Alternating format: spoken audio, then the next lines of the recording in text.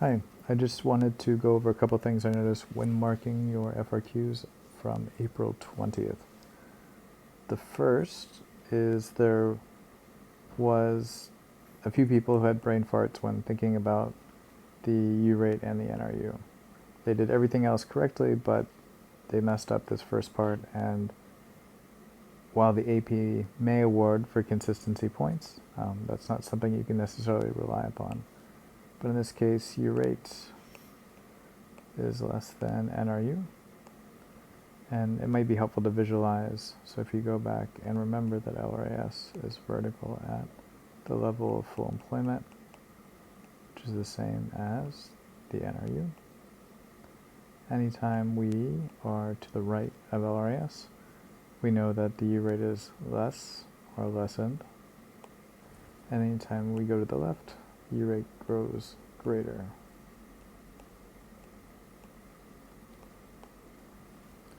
So in this case, we know if the U rate is less than NRU, we're on the right-hand side of this line, which means we probably have an inflationary gap. Second thing that I would love for everyone to remember is that when it says correctly labeled and gives you labels correctly labeled, you need to make sure that you fully label your diagram. If you're missing any of the axes labels, any of the quantity 1, quantity 2, price level 1, price level 2, the YF, the Y1, you will not get full marks. So it's very important, and I know that you know how to do it. I've seen you do it before, but if you're working quickly, sometimes you forget, and in some cases you're unable to get marks per the scoring guidelines if you don't have this information. So please remember to do that. The next thing, excuse me, is anytime the central bank is involved, they're probably going to look to change interest rates with the intention of affecting real output. I apologize for my less than straight lines.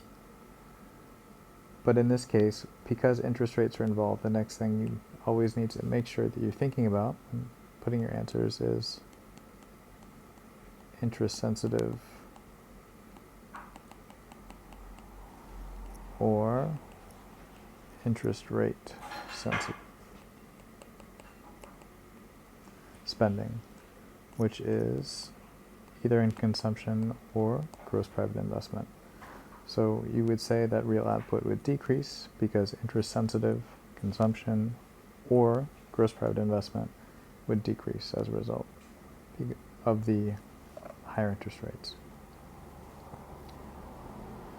Next thing would be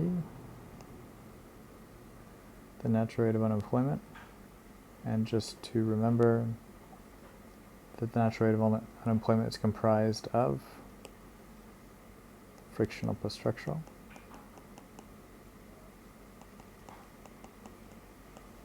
And the only time it would ever change is if frictional or structural unemployment changed. So if the economy changed and people were unemployed in greater numbers because of a change in industry, industries die, more people are unemployed for longer periods of time, or it takes longer to find a job or move between jobs, then the NRU would change. But otherwise, NRU is generally unchanged.